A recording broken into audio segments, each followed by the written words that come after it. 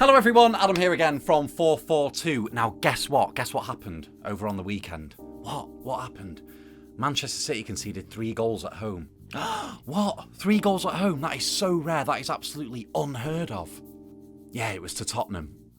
Oh, well, that's nothing new. They always concede 3 at home to Tottenham. Every single time, without fail.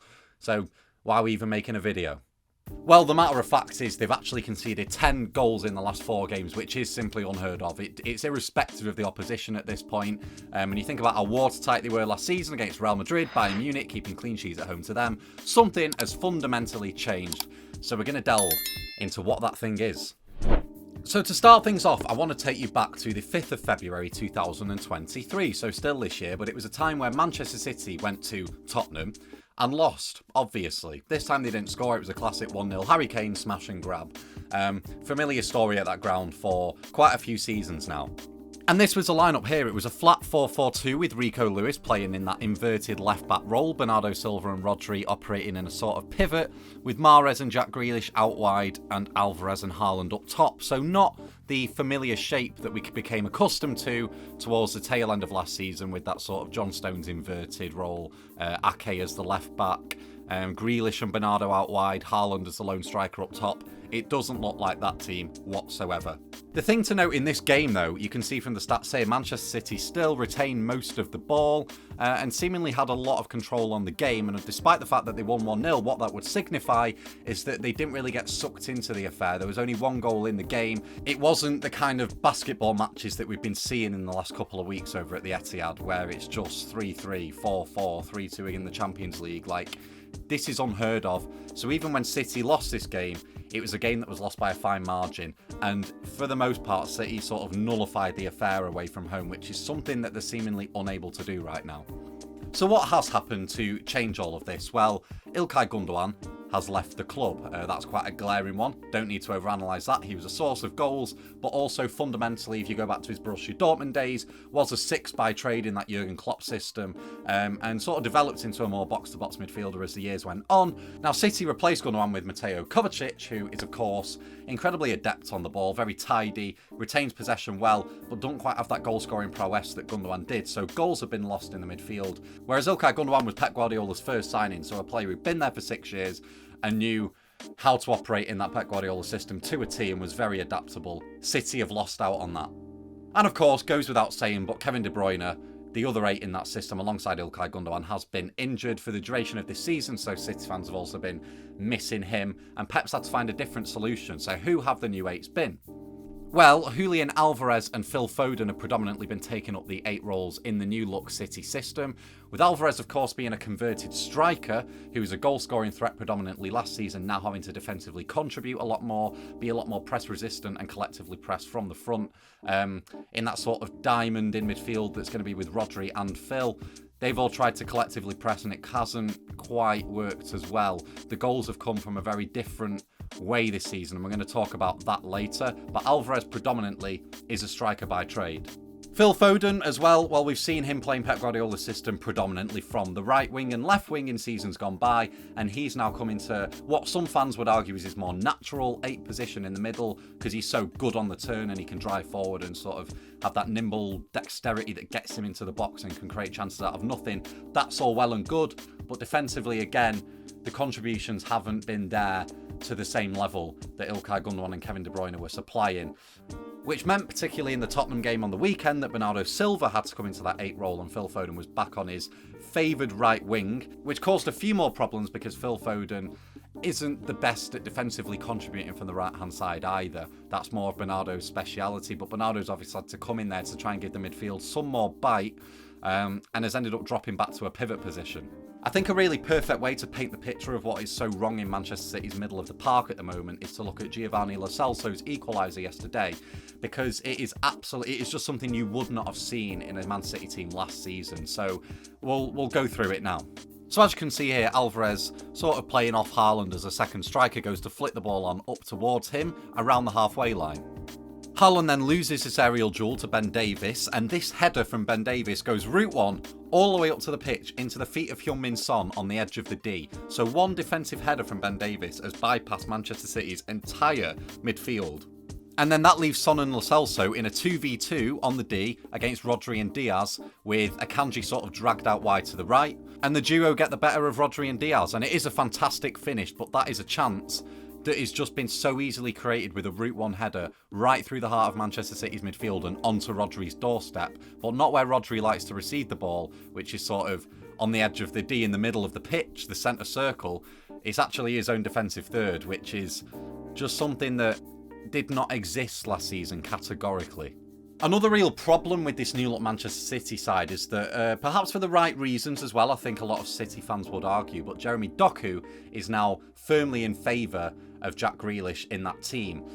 He's more proficient going forward, he's more exciting, he's better at beating defenders, going 1v1 against them, and he's more of a adept goal scorer as well. I think we've seen that as well. That's fair to say. Grealish's strong suit isn't goal scoring. However, the problem lies here because now Grealish, Mr. Ball Retention himself, actually does have some strings to his bow in that department that are valuable to the team because of that defensive cover that he gave to Nathan Ake last season in games like against Bayern Munich and Real Madrid.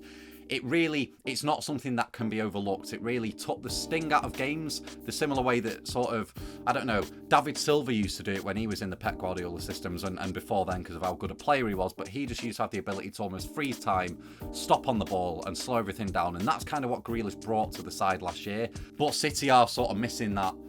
Just that, I don't know if maturity is the right word, but just that composure and ability to just slow things down a bit at the moment because everything's just at 100 miles an hour with Doku.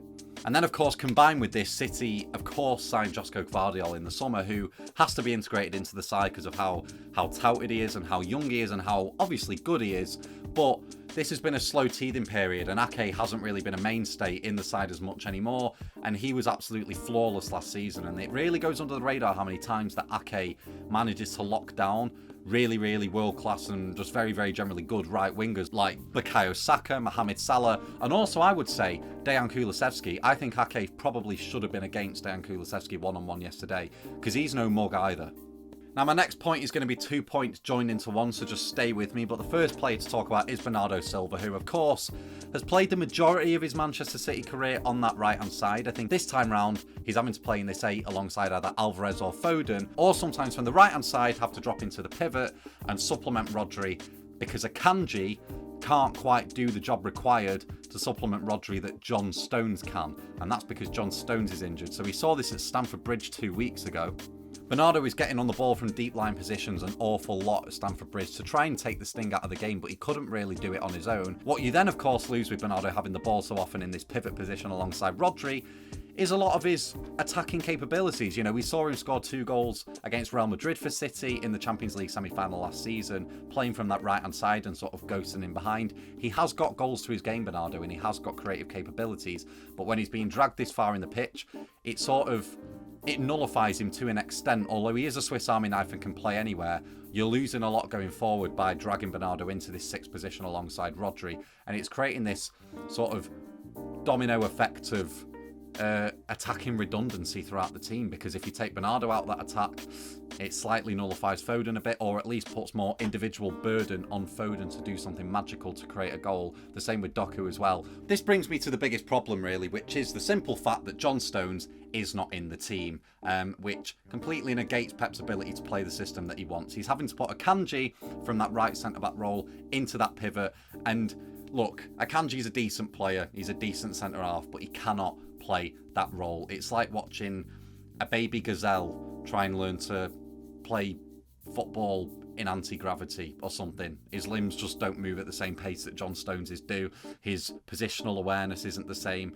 The knowledge of his surroundings and where to turn, how to receive the ball on the turn, it's just not there. His forward-thinking passing isn't the same. And this just is going to bleed right through the team, and is why Bernardo's having to be dragged back into that pivot as well. Another thing to compare is the goals City was scoring last season predominantly and the goals they're scoring this season predominantly. Now, last season, the watchword was really patience with City. It was death by 1,000 cuts. They'd keep the ball, spread it across from right to left. Gundogan, De Bruyne finding those little pockets and waiting for the opportune moment to slide someone like Bernardo Silva in, for instance, against Real Madrid at home. That was a really good example. But there were several more instances as well. What City used to do last season was waiting for a fullback to overcommit and then committing that switch and usually playing it across goal for a finish. City saw 2 of these examples at home to Liverpool last season where those switches happened and then a cut across the box. It was very mechanical and methodical, and the goals seem to repeat themselves like carbon copies. It's not the same this season. City are really having to rely on pressing flurries from these raw, young, fast players that they've got at their disposal this season. So the likes of Alvarez, Foden, Doku, Haaland, they're really waiting for the opportune moment to capitalise on an opposition defensive error and smother them with enough time to create a little bit of their own overload in their final third and then score a goal. We saw 3 examples of this the other day against Tottenham. One where Haaland missed an open net because Bernardo Silva had dispossessed Tottenham. One where Doku had, and then kind of was unlucky to hit the joint and the post. And then one in which City scored from, where Rodri again capitalised on a Ben Davies error in Tottenham's final third, and that one Grealish did pounce to score. But these goals are really coming from pressing high up, utilising the pace. But the problem with that is you're exerting a lot of energy, and it's something that, especially if you're having to play the same 4 players every single week in those attacking positions, it's going to wear the players thin. So City really do need some bodies back if they're to A, change the system and make it more structured and regain some control and stop these basketball games, but B, just to avoid burnout, because we've seen it. To be fair, we saw it with De Bruyne earlier on this season. He's just played too many games, and playing this way, pressing this high, it kind of is reminiscent of what Jurgen Klopp used to do with his Liverpool teams, but of course he had the midfielders to go alongside it, the likes of Wijnaldum and Henderson back then, and City just having to move Bernardo Silva away from his favoured right-hand position into that middle of the park just to kind of make it work in a way. Last season Pep had put every square peg in a square hole and every round peg in a round hole, and it fit like a glove, whereas now it's had a domino effect where he's just can't put the right shapes in the right hole to make things work, and no real player, they know what they're doing, but they're not necessarily capable of being able to do it, particularly Akanji, and then this is having a knock-on effect throughout the squad.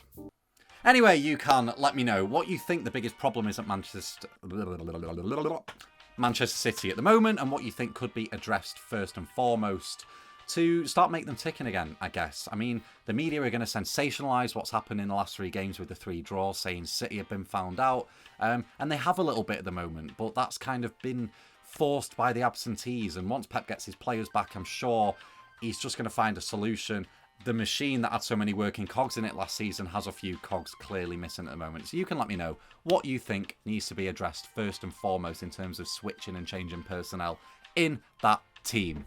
Anyway, yes, do not forget to subscribe.